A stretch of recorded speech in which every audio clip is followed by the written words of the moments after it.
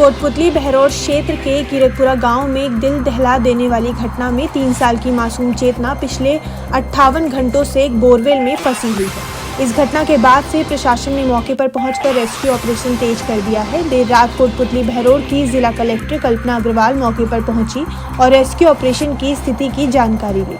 उन्होंने एनडीआरएफ के अधिकारियों से प्लान ए और बी की बारीकी से जानकारी ली और बालिका के परिवार से मुलाकात भी की।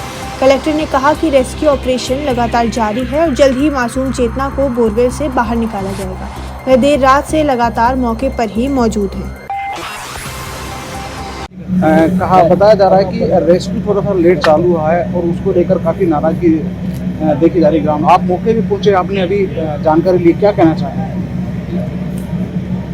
मेरा तो आप सबसे यही आग्रह रहेगा कि हमारा जो फोकस है वो रेस्क्यू ऑपरेशन पर है और हम जल्दी से जल्दी इस बच्ची को बाहर निकालना चाह रहे हैं। और रेस्क्यू ऑपरेशन की बात करें तो तुरंत ही उसी दिन तुरंत एसडीआरएफ जयपुर से, अलवर से, फिर किशनगढ़ से एनडीआरएफ बुलाई गई। सारी टीम्स आई और सारे उनके मार्गदर्शन पे, क्योंकि इनके पास एनडीआरएफ के पास एक्सपर्टाइज हासिल है, तो एनडीआरएफ के मार्गदर्शन के अनुसार कार्य निरंतर रूप से चल रहा है और ऐसा कोई भी देरी किसी भी स्तर पर नहीं हुई है। हर पद्धति से काम किया जा रहा है कि जितने भी जल्दी रेस्क्यू ऑपरेशन खत्म कर सकें और बच्ची को बाहर निकाल सकें। अभी जो प्लान बी आज एग्जीक्यूट किया जा रहा है, उसको एग्जीक्यूट करने के बाद जिस प्रकार से कार्य में तेजी आई है, अगर यही प्लान शुरू से को स्टार्ट किया जाता तो शायद कब का ये कंप्लीट हो चुका होता। मैं आपसे निवेदन करना चाहूँगी कि दोनों प्लान्स के बहुत शुरू से ही कार्य शुरू हो गया था, परंतु जैसे आप देख रहे होंगे इस मशीन की जो है साइज जो है, इसकी उपलब्धता प्लस इस मशीन को लाना, ट्रांसपोर्ट करना, वो सब चीज़ें मतलब उसके लिए प्लानिंग, मतलब सबसे पहले तो ये है कि इसकी उपलब्धता की तुरंत जानकारी ली गई। उपलब्धता के बारे में 2 जगह से मशीन लाने का प्रयास किया गया और जो भी कॉन्ट्रैक्टर है उनके द्वारा यहाँ पर पहले आके मौके का सर्वे किया गया कि भाई पहले हम ये देखेंगे कि मशीन मौके पे पहुँच सकती है या नहीं पहुँच सकती है। और मौके पे मशीन को पहुँचाने के लिए मतलब यहाँ पे सड़क भी बनाई गई, इलेक्ट्रिक पोल भी हटवाए गए और मशीन जो है ट्रेलर पर आती है और उसकी ट्रेलर की जो स्पीड है वो 20 किलोमीटर पर घंटे की स्पीड है।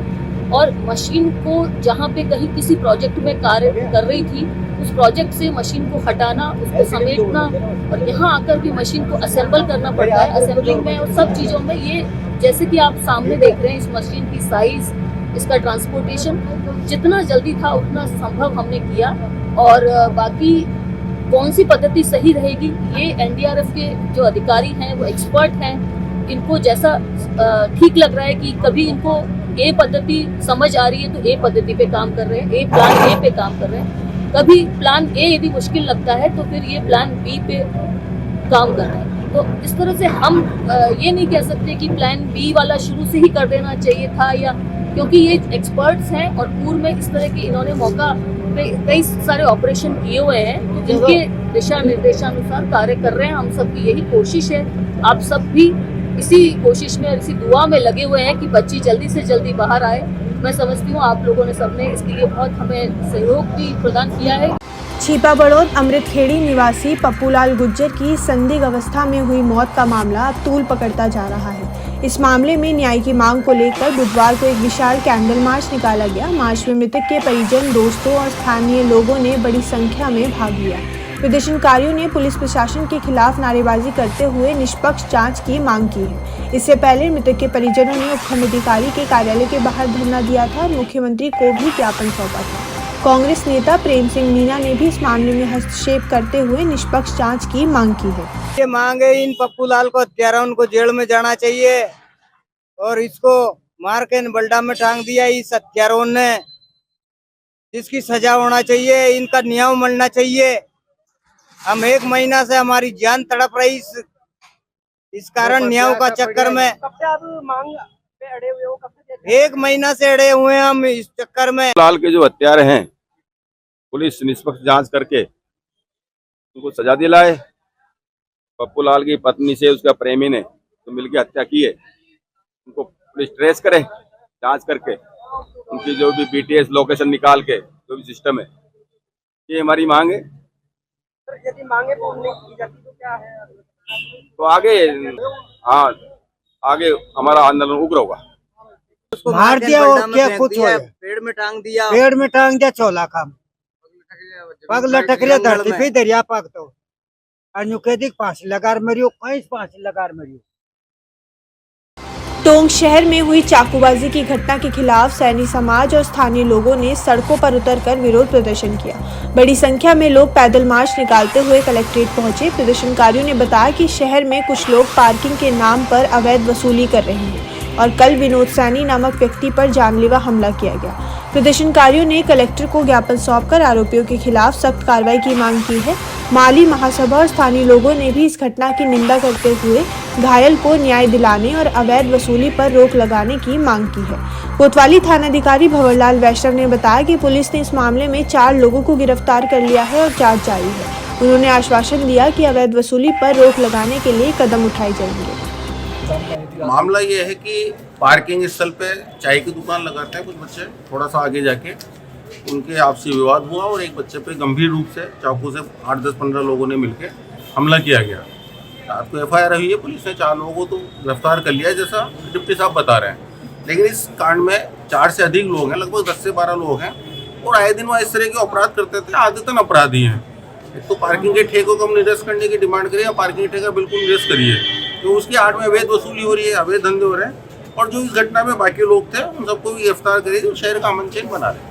क्या मांगे रही प्रदर्शन भी किया है आपने, कितने लोगों को गिरफ्तार प्रदर्शन हमने घटना में जितने भी लोग शामिल हैं उनको गिरफ्तार है, चाहे 10 है चाहे 15 है, सबको शामिल है। क्या मांगे हैं आपकी मुख्य जो आज सारे अपराधियों को गिरफ्तार किया जाए, पार्किंग का ठेका निरस्त किया जाए, उसके लिए प्रशासन ने 24 घंटे का आश्वासन दिया, 24 घंटे वेट करना। अगर ये नहीं होता 24 घंटे मांगे तो क्या करेंगे? आगे कार्रवाई जो हमसे बन पड़ेगी हम करेंगे, प्रशासन से बन पड़ेगी प्रशासन करेगा।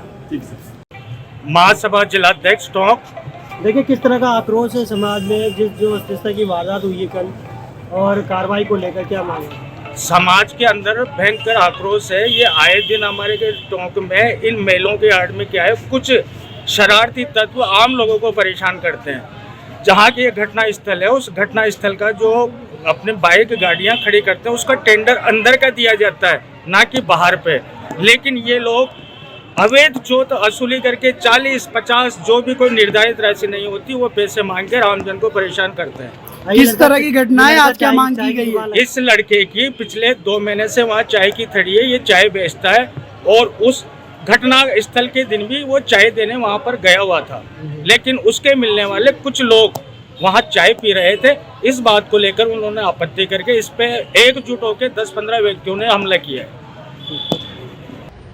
4 लोगों को गिरफ्तार किया हमने, बाकी प्रकरण पंजीबद्ध हो गया, अनुसंधान कर रहे हैं, आगे जो भी तथ्य आएंगे उसके अनुसार आगे की कार्रवाई करेंगे। लोगों को आक्रोश भी देखने को मिल रहा है, कई बार आरोप भी लगाया। हाँ स्वाभाविक है, जब जिसके लगी है तो उसके परिजन आक्रोशित तो होंगे, ये तो स्वाभाविक बात है। देखिए स्पेशल एक पार्किंग को लेकर मुद्दा उठाया गया है। पार्किंग शहर में कई जगह पार्किंग की लेकर समस्या आ रही है। पार्किंग का ठेका नगर परिषद देती है, इसके संबंध में उच्च अधिकारियों को निवेदन करेंगे, वो आगे अधिकारियों से बात करके जो भी इसका सही समाधान होता है वो करवाएंगे। और भी लोगों की गिरफ्तारी होना है इसमें? हाँ वो अनुसंधान का पार्ट है, जिसमें जो भी चीज़ें सामने आएगी CCTV फुटेज देखेंगे और जो भी चीज़ें चश्मदीद गवाह होंगे तो उनसे जो भी चीज़ें सामने आएगी और मुलजिम बढ़ेंगे तो जरूर गिरफ्तार करेंगे सबको।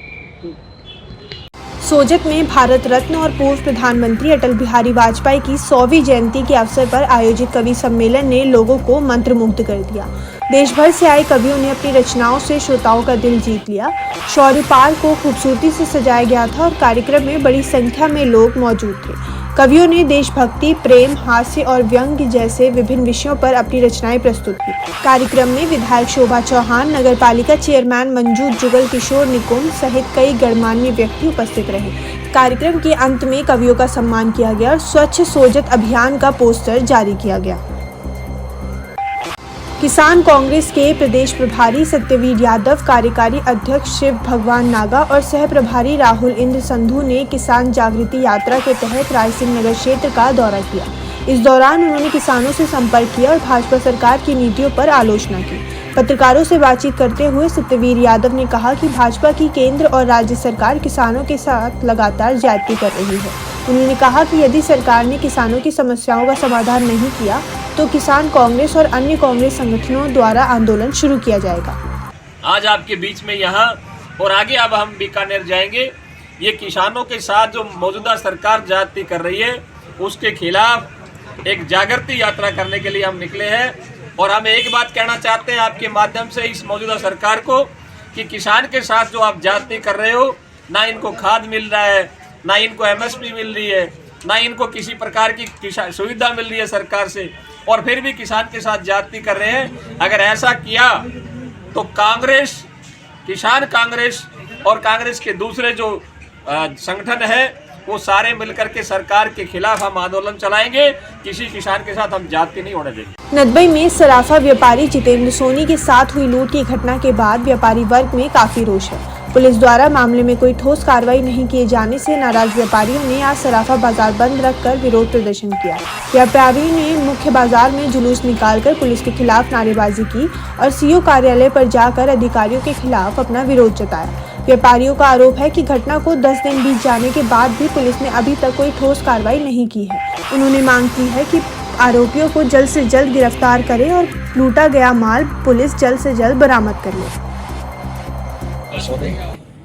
स्वर्णकार सराफा कमेटी अध्यक्ष नदबई, मैं आपको बताना चाहता हूँ कि जो निरंजन लाल सोनी जी के सपुत्र के साथ वारदात हुई थी उसका खुलासा पुलिस वालों ने अभी तक नहीं किया है, इसलिए हमने बाजार बंद का आह्वान किया हुआ। जब तक कि ये खुलासा नहीं हुआ बाजार बंद रहेगा, और हो सका तो व्यापार मंडल का से मिलकर पूरी नदबई बंद करा देंगे।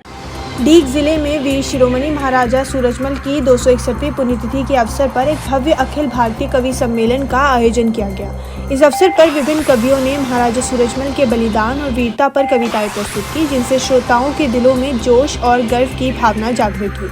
कवि हरीशचंद हरि, किशोर नवनीत, अभिषेक अमर, महिला कवित्री विभा चौधरी और प्रतीक्षा चौहान ने अपनी कविताओं से वीर सूरजमल के संघर्ष और वीरता की दास्तान को प्रस्तुत किया। वहीं कवि मोहित सक्सेना ने महाराजा सूरजमल और वीर गोखला जाट की वीरता पर अपनी कविता प्रस्तुत की। केंद्रीय मंत्री गजेंद्र सिंह शेखावत अपने संसदीय क्षेत्र जोधपुर पहुंचे, जहां भाजपा कार्यकर्ताओं ने उनका गर्मजोशी से स्वागत किया। इस अवसर पर पूर्व प्रधानमंत्री स्वर्गीय अटल बिहारी वाजपेयी की जयंती पर उन्हें श्रद्धांजलि अर्पित की गई। केंद्रीय मंत्री शेखावत ने अटल जी के योगदान को याद करते हुए कहा कि अटल बिहारी वाजपेयी भारतीय राजनीति के प्रेरणा स्रोत थे। उन्होंने कहा कि अटल जी द्वारा भारतीय जनता पार्टी को दिया गया नेतृत्व और उनके द्वारा लगाए गए पौधे आज वट वृक्ष का रूप ले चुके हैं। शेखावत ने यह भी कहा कि अटल जी के दीर्घकालिक विकास के दृष्टिकोण को माननीय प्रधानमंत्री नरेंद्र मोदी के नेतृत्व में आगे बढ़ाया जा रहा है। अजमेर जिले के नसीराबाद स्थित श्री मसानिया भैरव धाम के मनोकामना पूर्ण स्तंभ की 22वीं वर्षगांठ धूमधाम से मनाई गई। इस अवसर पर हजारों श्रद्धालुओं ने बाबा भैरव और मां कालिका के दर्शन किए। महोत्सव का आयोजन श्री मसानिया भैरव धाम चैरिटेबल ट्रस्ट राजगढ़ के तत्वाधान में हुआ। कार्यक्रम की शुरुआत चंपालाल महाराज और अन्य अतिथियों द्वारा ध्वजारोहण से हुई। इस दौरान प्रदेश के कई मंत्री, विधायक, प्रशासनिक और पुलिस अधिकारी भी उपस्थित रहे। कार्यक्रम में श्रद्धालुओं की भारी भीड़ जमा हुई। भजन गायकों ने भक्तिमय भजन प्रस्तुत कर माहौल को भक्तिमय बना दिया। कोटपुतली में 3 साल की मासूम चेतना पिछले 72 घंटों से एक बोरवेल में फंसी हुई है। रेस्क्यू ऑपरेशन में लगे अधिकारी और विशेषज्ञ बच्ची को सुरक्षित बाहर निकालने के लिए हर संभव प्रयास कर रहे हैं, लेकिन अभी तक कोई सफलता नहीं मिल पाई है। बच्ची को बचाने के लिए एक नया गड्ढा खोदा जा रहा है, जिसके बाद रैट माइनर्स को पाइप के जरिए 170 फीट नीचे उतारा जाएगा और वहां से एक 20 फीट की सुरंग खोदेंगे। हालांकि गड्ढे के मेजरमेंट में आई दिक्कत के कारण 30 घंटे से खुदाई का काम चल रहा है। अब तक चेतना को बाहर निकालने के लिए 4 प्रयास विफल हो चुके हैं। उसके परिवार ने प्रशासन पर लापरवाही का आरोप लगाया है। वहीं देसी जुगाड़ के कारण चेतना 30 फीट ऊपर ही आ सकी है, लेकिन अब वह 120 फीट की गहराई पर एक हुक से अटकी हुई है।